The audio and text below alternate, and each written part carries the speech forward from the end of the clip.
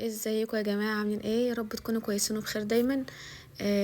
النهارده جايلكوا بقى في فيديو حلو كده ان شاء الله عن بورسعيد. قضينا اليوم كله بقى النهارده في بورسعيد. ان شاء الله تشوفوا الفيديو وان شاء الله يعجبكم يعني. يلا هنا بقى بدأنا اليوم. خرجنا، احنا صحينا من النوم على طول، قلنا هنروح بقى هنفطر وكل حاجة هناك عشان نلحق نروح كذا مكان يعني. المهم هنا بقى وصلنا بورسعيد وقلنا اول حاجه نبداها نروح المعديه بتاعه بور فؤاد، يعني نعدي بور فؤاد ونشوف بقى ايه. هناك بقى اي مكان نفطر فيه. هنا بقى المعديه الحمد لله ما وقفناش انتظار ولا حاجه، دخلنا على طول. آه بيبقى يعني اللي هناك بقى عارف او اللي راح قبل كده عارف ان يبقى في كذا معديه، يعني في بقى اللي هي المقفوله اللي احنا دخلناها دي، وبيبقى في بقى برضو كذا واحده مفتوحه. المفتوحه بيبقى الناس مع العربيات تحت، مفيش دور تاني. انما اللي هي المقفولة دي بيبقى الناس فوق والعربيات تحت. فاحنا عشان داخلين بالعربية بقى احنا كنا تحت. ومع بس يعني ايه قمنا برضو صورنا المكان وكده. ده بيبقى المنظر بقى اللي هو الدور التاني ده اللي بيبقى الناس قاعدة فيه. بس دي بطيئة، يعني المفتوحين التانيين سريعة عندي، يعني ممكن واحدة تروح وتيجي، ودي لسه يعني ما شاء الله عليها بطيئة. ف احنا لما رجعنا بقى رجعنا في واحدة تانية بقى اللي هي المفتوحة. المهم احنا هنا بقى ركبنا المعدية وعدينا بقى بور فؤاد، وهنا بقى دخلنا. طبعا الجامع ده مشهور جدا في بور فؤاد، بس بصراحة ما اعرفش اسمه ايه. يعني انا ماليش، يعني ما اعرفش حاجة في بور فؤاد قد كده. يعني انا لما بروح على طول بروح على بورسعيد نفسها، ما بعديش هناك الا قليل قوي. قلنا بقى نلف لفة كده نشوف الشوارع ونشوف الدنيا ونشوف برضو اي مطعم كده نفطر فيه يعني. احنا كنا اتأخرنا شوية، كانت الساعة بقت 1:30، فملقناش بقى مطاعم نفطر فيها. كانت كل المطاعم بقى بتجهز للغدا والوجبات بقى. المهم هنا بقى كنت اول مرة امشي في الشوارع اللي هي اللي فيها البيوت اللي هي الاستيلات القديمة دي، بس شكلهم حلو قوي. يعني البيوت الصغيرة دي اللي هي بيوت اللي هي بيبان البيوت، يعني دي مكتوب عليها فيلا، دي فيلا. وكل اللي اكتشفته ان هي البيوت دي بقى لها حدائق يعني تبعها. هنا بقى قعدنا نلف، مقناش مطاعم زي ما قلت لكم، فقلنا بقى نشتري شويه سندوتشات كده فول وطعميه ونفطر عشان نقدر بقى نكمل يومنا، وبعدين نبقى نتغدى بقى. هنا بقى كنا عمالين نقسم. كل واحد كان جايب يا دوب سندوتشين عشان ايه نبقى خفاف خفاف كده. احنا لما الواحد بياكل بيهبط ما بيقدرش يكمل. هنا بقى قلنا نروح فين، دي معروف بقى ان دي ساحة مصر. المكان ده يا جماعة تحفة، يعني انا كنت في المكان ده من سنتين ما كانش كده. انا كنت كنت نازلين يعني في فندق اسمه ريستا اللي هو على البحر ده على طول. الدنيا دي يعني كانت نظيفة وحلوة تمام، بس ما كانش بقى اللي هو الممشى ده وكان فيها الورد والزرع لا. انا روحت الزيارة بعدها اتفاجئت. طبعا المكان ده بقى اكتر من سنة وشوية يعني، بس إيه كل مرة بروح بلاقوهم ما شاء الله بيظبطوا فيه اكتر، ولسه تقريبا هيكملوه، بيشغلين فيها يكملوه بقى المسافة قدام كتير. اسمه ممشى ديليسيبس باي تقريبا. هنا بقى طبعا ندى احنا كل ما معروف كده كل ما نروح ساحة مصر كل مرة تشوف الأطفال وهم لابسين كوتشي العجل ده. بصراحة اسمه مش في دماغي خالص الوقت. المهم هي شبطانة فيه من كل مرة بنروح، هتموت وتلبسه. ونقول لها صعبة يا بنتي ما فيش. المهم ايه لقينا الدنيا فاضية والجو حلو، قلنا يلا بقى نخليها تجربه وتقتنع بنفسها. طبعا بقى النضارة والشياكة. آه وعلى الضحك بقى. تقريبا ضحكت الناس كلها اللي كانوا موجودين عليه. انا عارفة ان هي صعبة وان التحكم فيها صعب قوي، بس لا هي يعني ايه المشكلة ان هي لما قلعته بقى هي مقتنعة ان هو لا هتشتريه من الشاب ده وهناخده ونمشي. مفيش، نقول لها يا بنتي بتاعه، طب احنا نبقى نجيب واحنا مش عارف ايه، لا هي تقولي لا انا هاخده. المهم هنا ايه محمود كان في محاولة ان هي تعرف تمشي بيه، بس لا مفيش، هي مش عارفة تتحكم فيه خالص يعني. وما شاء الله شفنا هناك اطفال ما شاء الله، يعني ما شاء الله يعني ربنا يبارك فيهم. ب- مهارة بقى ان هم عارفين يروحوا وييجوا ويجروا بيه، ربنا يبارك لهم يعني. هنا بقى ايه قعدنا شوية في ساحة مصر وتصورنا وكده، وقلنا بقى نروح ايه على البحر شوية. هي ندى الصيف عندها الجو يحرر يعني بحر، قعدوها في البحر 24 ساعة. هنا بقى ده المكان اللي هو بقى عند مسجد الشاطئ. المكان ده طبعا مشهور قوي ومعروف قوي يعني. ده مسجد الشاطئ اللي قدامنا ده برضو الجامع ده مشهور قوي. وفي هناك بقى الفندق الكبير ده اسمه جراند اوتيل باين او حاجه زي كده، مش عارفه اسمه جراند حاجه كده، ايا كان.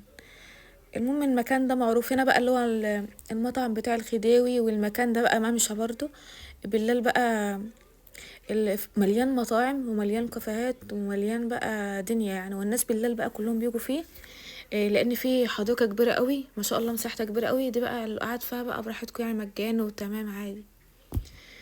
آه، ان شاء الله هنبقى نصورها مرة تانية. احنا كنا فاكرين يا جماعة ان احنا لما نطلع من اول اليوم ان احنا هنفضل تايهين كده، مش عارفين هنروح فين وبتاع. طب هنقضي اليوم ازاي؟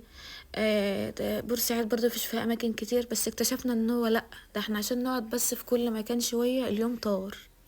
في اماكن كتير كنا عايزين نروح حديقة فريال، رحناها قبل كده يعني، بس كنا عايزين نصورها. كنا عايزين نروح الحديقة الكبيرة دي ونمشي في الممشى اللي هو عند مطعم الخديوي والاماكن دي. كنا عايزين نروح جراج.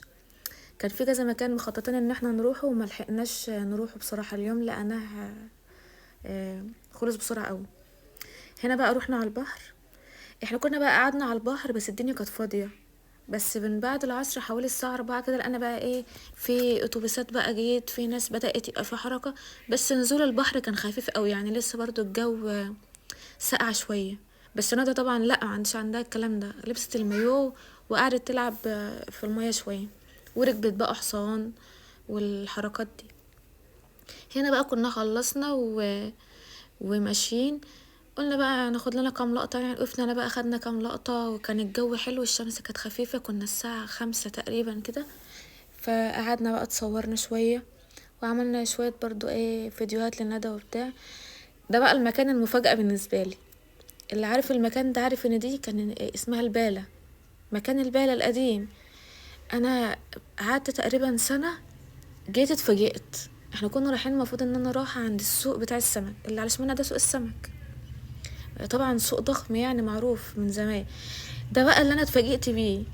إيه كان موجود قبل كده بقى كشاك بتبيع، ناس واقفة كده بصناديق كبيرة حاطة فيها هدوم بره في الشارع، محلات صغيرة يعني. اللي راح البلاقة كده عارف انا قصدي ايه. انا اتفاجئت ما شاء الله، ايه التطور الفظيع اللي حصل مرة واحدة ده. بس برضو الهدوم بالة يعني. انا وقفت في كذا مكان الهدوم برضو بالة يعني، حتى بيقولوا ستوكات ومش عارف ايه. الهدوم اللي بنلاقيها معقولة وحلوة بنلاقيها بأسعار بره يعني. امسك بلوزة مثلا لندى ولا حاجة كده يقولي ب200 ب250. طب ما انا اشتريها بقى من محل بره وخلاص. كذلك برضو امسك مثلا هدوم ليا، بلوزة اي حاجة حتى لو للبيت بنص كم، دي ب200 دي كذا. طب يعني مش عارفة بصراحة بقى. بس هو بصراحة يعني حق ربنا انا ما اديتش المكان حقه، انا لفيت من بره شوية يعني. كنت كل كام مكان كده ادخل اشوف، لكن هو تقريبا المكان عاوز يوم، لان هو كل ده دور تاني برضو، لهم دور تاني فوق، فالمكان كبير. بس بصراحة تطور رهيب. المهم هنا بقى قلنا ايه، ندخل سوق السمك. انا دخلت سوق السمك مرة واحدة بس في كل الزيارات اللي انا جاتها بورسعيد. تقريبا في اول مرة خالص جت بورسعيد من سنة سنتين، من حوالي سنتين. دي بقى كانت رحناها بقى، قلنا بقى نصوره ونشوف الدنيا ايه. طبعا سوق السمك كبير كبير جدا يعني. احنا اخترنا خط كده فضلنا ماشيين فيه للنهاية. لا كان في بقى على شمالنا وكان في على يمنا طرق تانية موازية ومحلات كتير لا ما لا نهاية يعني. طبعا بقى اسعار السمك هناك انا للاسف ما لحقتش اسال يعني، كنا مركزين على التصوير وان انا اخد فكره كده عن المكان برضو، وانت بقى مطاعم. المهم احنا كنا واخدين عايزين ناخد فكره بس الاول عن المكان ونشوف الدنيا وكده. طبعا بقى الوان واشكال سمك بقى مش موجوده في حته يعني. بورسعيد طبعا معروفه ان سوق السمك بتاعها في سمك مش موجود في مكان تاني. المهم بقى في بقى ناس كتير بقى بتقابلك تقول لك اختار السمك اللي انت عايزه وانا اسويه. ده احنا عندنا مطعم مثلا قدام هنا، مطعم على الجنب، مطعم مش عارف فين. اختار وبنوزن وبتسوي وتختار التسوية اللي انت عاوزها. مثلا عايز مثلا الجمبري مقلي، بتر فلاي مشوي، عايز الكابوريا مش عارف ايه، عايز سمك مشوي بوري، عايز كده يعني. وكل طبعا تسوية بسعرها. بس احنا بصراحة يعني ايه قلنا نكمل للآخر الأول، ونبقى ساعتها نشوف بقى هناكل هنا ولا هناكل في مطعم تاني برا، ولا ناكل سمك أصلا ولا لأ. فاحنا قلنا ايه نكمل طيب الفرجة للآخر، وفي الآخر بقى نقرر. ويا ريتنا ما قررنا يعني، هقول لكم بعدين. المهم هنا ما شاء الله السوق كبير قوي. ويعني انا بصراحة كنت متوترة ان انا ماشية اصور، يعني اول مرة بقى اصور بقى في مكان زحمة وكده، كنت مقلقة بصراحة يعني. بس لا، لقيت الناس متعاونة والناس بتبص والناس مش عارف ايه. يعني تمام الحمد لله، محدش قال حاجة والناس تمام عادي يعني. هما تقريبا متعودين ان بيبقى في تصوير كتير قوي في المكان هنا. ناس كتير طبعا بتروح تصور وكده، تمام عادي.